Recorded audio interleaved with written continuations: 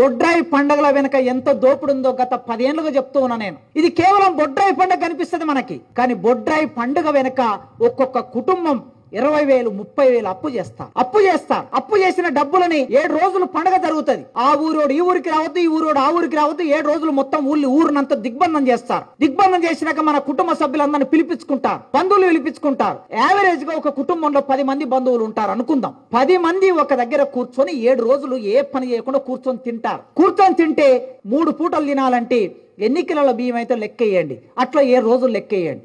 ఈ లెక్కలో బియ్యం మీద ఎంత ఖర్చు పెడుతున్నారు? పండుగ రోజు చివరి రోజు ఏం చేయాలి? కొత్త బట్టలు కట్టుకోవాలి. 10 మందికి బట్టలు కొనుక్కుంటారు. 10 మందికి బట్టల ఖర్చు అవుతుంది. బియ్యం కొంటే బియ్యాన్ని తయారు చేసి రైతు దగ్గరికి వెళ్ళదు ఆ డబ్బు.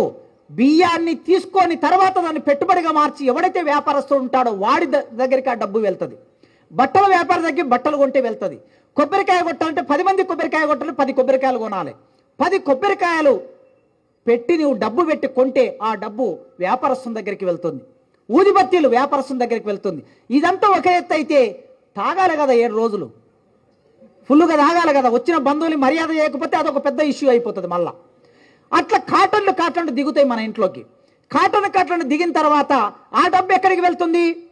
ఎవడైతే ఆ వైన్ తయారు చేస్తాడో ఆ డిస్ట్రిబ్యూటర్ ఎవడు ఉంటాడో వాని దగ్గరికి వెళ్తుంది.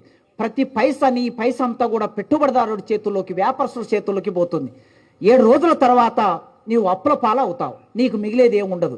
బొడ్రాయి నీకేమిచ్చింది? అప్పులు ఇచ్చింది. ఇది పెట్టుబడి స్వభావం ఇది.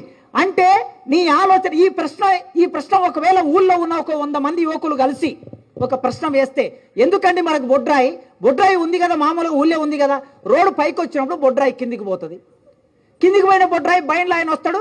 బయట ఆయన వచ్చి ఒక మంత్రిస్తాడు. మామూలుగా ఏది నిమ్మకాయ వేస్తాడు, ఇంత పసుపు వేస్తాడు, కుంకుమ వేస్తాడు, బొడ్రాయిని తీసి పైకి పెడతాడు. పైసా ఖర్చు లేకుండా చేశారు కదా ఇన్నాళ్ళు.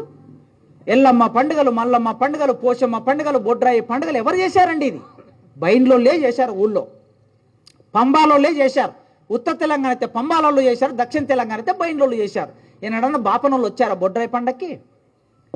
ఎన్నడూ బాపనోళ్ళు రాలే. కానీ ఇప్పుడు ఊర్లలో జరిగిన బొడ్రాయి పండుగలకి శక్తిపీఠాల నుంచి బ్రాహ్మణులు పిలిపించారు.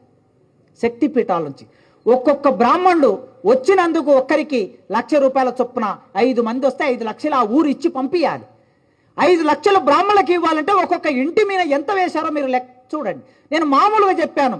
ఒక గ్రామాన్ని నేను యూనిట్గా తీసుకొని ఒక సర్వే చేస్తే ఒక్కొక్క కుటుంబం మీద 30,000 యావరేజ్ చెప్పాను ఆ లెక్క. ఒకరు 50,000 ఖర్చు చేశారు, 1,00,000 ఖర్చు చేశారు. ఈ ఖర్చంతా వాళ్ళు చేసింది అప్పే. అందుకే ఇక్కడ ప్రశ్న వెయ్యకుండా నిన్ను దోపిడీదారుడు దోపిడీ చేసుకొని వెళ్ళిపోయాడు. ఇది దీని లక్ష్యం.